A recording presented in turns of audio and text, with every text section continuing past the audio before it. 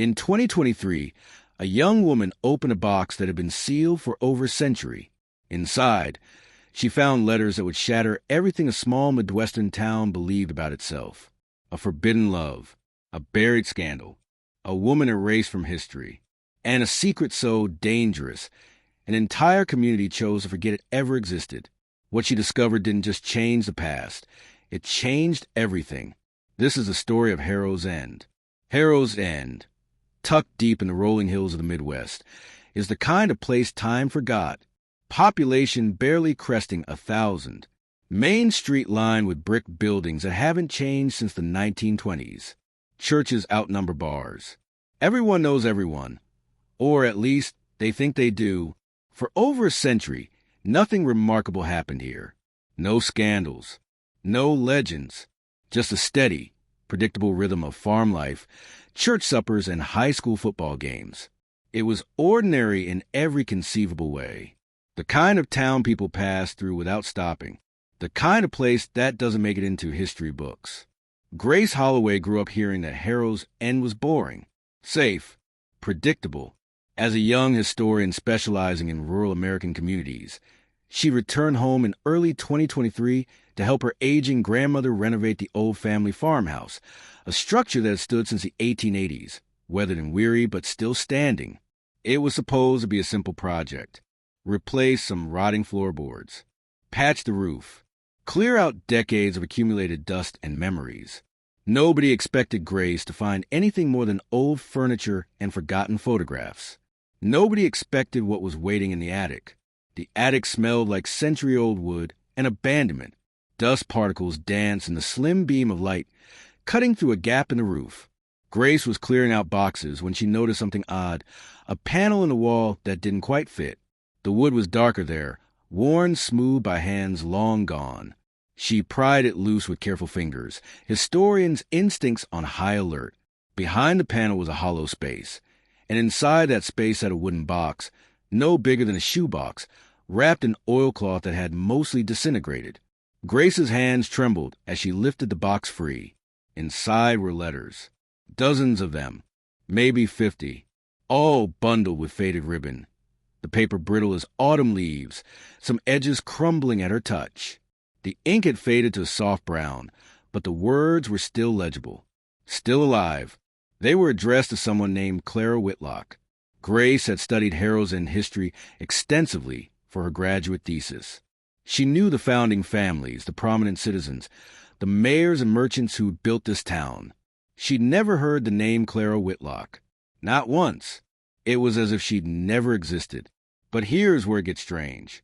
As Grace carefully unfolded letter after letter, Clara's name appeared everywhere, written with tenderness, with desperation, with a kind of urgent love that made Grace's breath catch in her throat. Someone had loved Clara deeply. Someone had written to her, as if she were the only thing that mattered in the world. So why had she been erased? If you ever found something that made you question everything you thought you knew, drop a comment below. And hit that like button, because this story is about to get even deeper. Grace spent 3 days reading those letters, reading them again, cross-referencing dates with historical records. And slowly, impossibly, a woman emerged from the silence.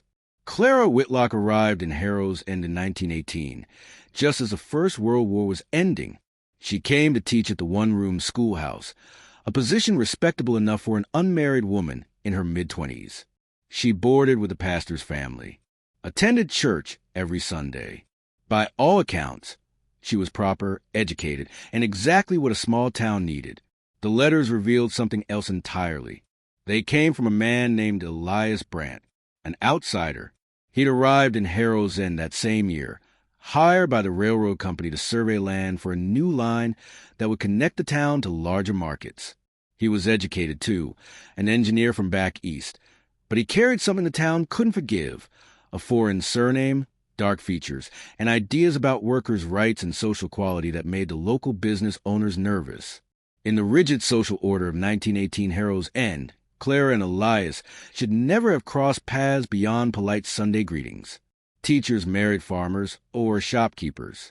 They didn't fall in love with railroad men who talked about unions and questioned why the town's land ownership was concentrated in just 3 families. But they did fall in love, and the letters proved it. My dearest Clara, one letter began, dated August 1919. I count the hours until Thursday, when I might see you again at the town social.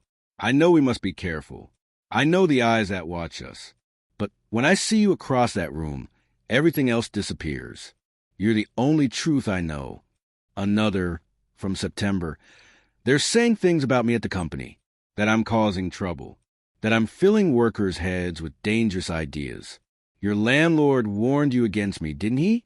I could see it in your face at church. Clara, I would leave this town tomorrow if you asked me to, but I can't leave without you. The romance was forbidden not because it was immoral, but because it threatened something deeper. The careful balance of power in Harrow's End. Elias represented change. Questions. The possibility that the way things had always been wasn't the way they had to stay. And Clara, by loving him, had chosen the wrong side. The letters chronicled a love built in stolen moments. Secret meetings by the creek that ran behind the schoolhouse. Notes passed during town gatherings, hidden in hymnal pages. Conversations held in shadows, always aware of who might be watching, who might report back to the pastor or the mayor or the men who controlled the town's future. Last night, Clara wrote in October 1919, one of the few letters in her own hand that survived. I told my landlady I was visiting a sick student. Instead, I met you where the willow trees grow thick. For 2 hours, we were just 2 people who love each other. No town, no rules, no fear. I've never felt so free and so trapped at the same time. But freedom was an illusion in Harrow's End. By December, the letters changed tone. Elias wrote with increasing urgency. They're pressuring the railroad to replace me. 3 of the town council members came to my boarding house yesterday. They didn't threaten me outright. They're too clever for that. But the message was clear. Leave or face consequences. Clara's response, dated just days later. We have to be more careful. The pastor's wife has been asking questions about my Sunday absences. She knows, or suspects. Elias, I'm frightened, but not of leaving this place. I'm frightened of losing you. They made a plan. It's there in the letters, coded but clear enough for Grace to piece together. Elias would finish his survey work in March. He'd secured a position in Chicago with a different company. On March 15th, 1920, Clara would take the morning train east, claiming to visit her sister in Ohio. Elias would meet her at the junction station. They'd marry there, start over where no one knew them, where their love wasn't scandal. They were so close. The letters from February 1920 radiate hope. 8 more weeks, Elias wrote. 56 days until we're free. I've rented us a small apartment near the lake. Nothing grand, but has good light. And there's a school nearby where you could teach. Clara, we're going to make it. But love, no matter how strong, doesn't always win against the world. Have you ever felt like the world was against you? Like your choices weren't really yours to make? Let me know in the comments. And make sure you're subscribed, because the next part of this story will break your heart. The letters stopped in March 1920. Not gradually, not with a gentle goodbye.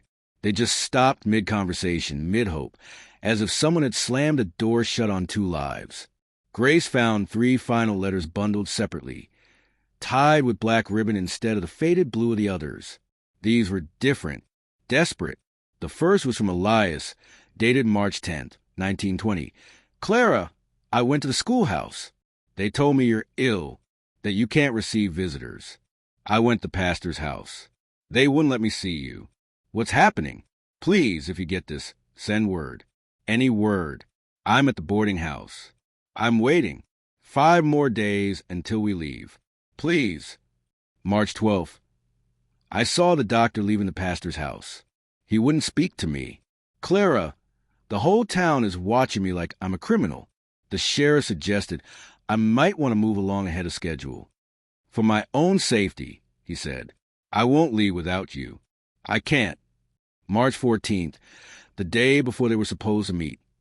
They came for me last night, the sheriff and 4 others. Said there had been complaints, that I'd been seen trespassing, causing disturbances. They didn't arrest me. They didn't have to. They made it clear that if I was still in Harrow's End by morning, they couldn't guarantee my safety. Clara, I don't know if you'll ever read this. I'm leaving tonight, but I'll be at the junction station tomorrow at noon. I'll wait all day. I'll wait forever if I have to. Please come. There was one more letter. This one in Clara's hand, never sent. Found at the bottom of the box. My dearest Elias. It began, dated March 20th, 1920. By now you know I didn't come. You must think I abandoned you, that I chose safety over love, that everything we promised each other was a lie. It wasn't. God knows it wasn't. They found out about our plan. The pastor confronted me the day before we were to leave. He said if I got on that train, he would personally ensure you were charged with crimes. He had men willing to testify to anything. Corruption of a minor, though I'm 27. Theft, though you've taken nothing. It wouldn't matter if the charges were true. In Harrow's End, the accusation is a conviction. But that's not why I stayed. I'm carrying your child, Elias. Our child. I didn't know until last week. And they know, too. The pastor's wife has always been too observant. They gave me a choice. Leave town in disgrace, unwed and ruined, with you branded a criminal, or stay, keep silent, and protect both you and this life we created. So I'm staying. They'll say I fell ill this spring, that I went to stay with family, and came back changed. In time, they'll forget the details. Small towns always do, but they won't forget you if you return. They've made that clear. I need you to live, Elias. I need you to be safe. That's the only way I can bear this. I'll raise our child to know courage, to question injustice, to believe in a love worth fighting for, even when the fight is lost. Forgive me, or don't, but know that you are loved. You are loved. You will always be loved. The letter was never mailed. Clara hid it with all the others, a record of what was and what could have been.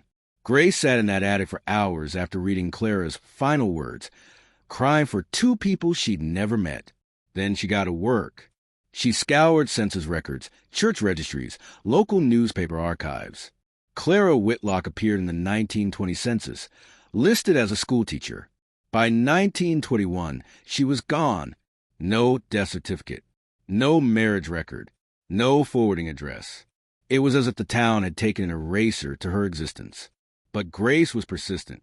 She tracked down descendants of Harrow's End families, dug through boxes of photographs and documents stored in the Historical Society's basement.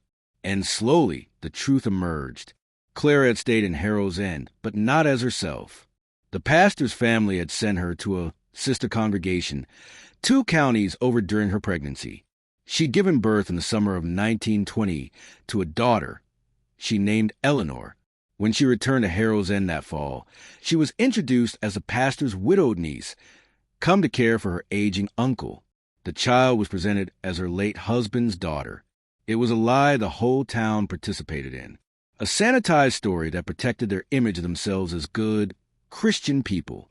Clara lived in Harrow's End for another 40 years, teaching Sunday school, tending the church garden, raising her daughter in plain sight, while everyone pretended not to know the truth. She never married. She never spoke of Elias Brandt, at least not publicly. The man she'd loved simply vanished from the town's collective memory, his railroad surveys filed away, his name forgotten. This is what small towns do with uncomfortable truths. They bury them. They smooth over the rough edges until the story fits the narrative they want to tell about themselves. Harrow's End wasn't a place where love was punished, where outsiders were driven away, where a woman's choices were stolen from her. It was a nice town, a good town, a place where nothing bad ever happened. For over 100 years, Harrow's End lived that lie, until Grace Holloway opened a box in an attic and let the truth out. Stories like Clara's exist in towns all across America. If you know of one, share below, and hit that share button so more people can learn about these forgotten voices. Grace didn't keep her discovery quiet. She published her findings in a regional history journal. She gave interviews to local papers. She contacted the Historical Society with copies of the letters. She'd had them professionally preserved and pushed for them to be displayed publicly. The response in Harrow's End was complicated. Some older residents were angry. They called Grace disrespectful. accused her of tarnishing the town's reputation with century-old gossip. Why dig up the past? They asked. What good does it do? But others, especially younger people, saw it differently. They saw Clara's strength, her impossible choice, her quiet defiance in raising her daughter in the very town that had tried to break her. They saw Elias's love letters as proof that their town's history wasn't as simple or as clean as they'd been taught. Within a year, the Harrow's End Historical Society had created a permanent exhibit about Clara Whitlock and Elias Brandt. The letters were displayed under glass, rotated regularly to preserve them. The exhibit doesn't shy away from the ugly truth. It names the pastor who gave Clara that terrible choice, identifies the town officials who drove Elias away, acknowledges the systemic injustice that made their love impossible. Grace traced Eleanor's lineage and found that Clara's daughter had 3 children of her own. One of them, now in her 70s, still lived in Harrow's End. Her name was Margaret, and when Grace showed her the letters, Margaret cried. My mother told me stories, she said, but she never had proof. She never knew her father's name. Now I know. Now we all know. The town has changed in small but significant ways. The schoolhouse where Clara taught, abandoned for decades, has been restored. It's now a community center that hosts workshops on local history, social justice, and the importance of questioning official narratives. There's a memorial garden dedicated to those whose stories were silenced. Harrow's End hasn't become perfect. Old prejudices don't disappear overnight. But there's a new awareness now, a recognition that the town's real history, messy, complicated, sometimes shameful, is more valuable than a polished myth. Clara Whitlock's story matters because it's not just her story. It's the story of every person forced to choose between love and survival. Every outsider driven away for asking the wrong questions.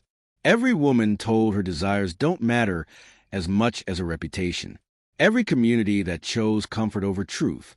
These stories exist in every town, every city, every community across America. Hidden in attics and buried in silence. Erased from official records, but preserved in whispered family legends, in boxes of old letters, in the gaps where someone should be but isn't. We owe it to people like Clara and Elias to tell these stories.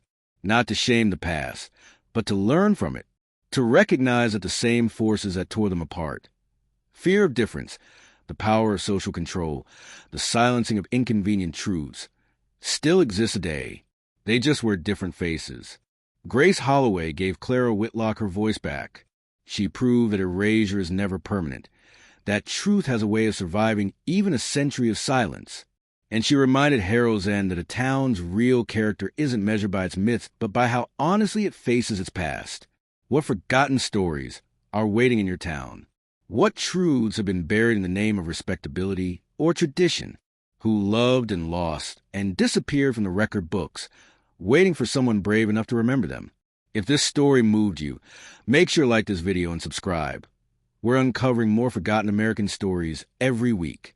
Drop a comment telling me which forgotten town we should explore next. And remember, every town has secrets. Every silence has a story. We just have to be brave enough to listen. In the Harrow's End Memorial Garden, there's a plaque now. It bears a quote from one of Elias's letters to Clara. Words written in 1919, but meant for all time. They can silence our voices. They can scatter us to different corners of the world. But they cannot unmake what we are to each other. Love is the one thing they cannot erase. They were wrong about that last part. Love can be erased, at least temporarily. But as Clara and Elias proved, and as Grace Holloway discovered, it can also be resurrected, remembered, honored. Some loves are too powerful to stay buried forever.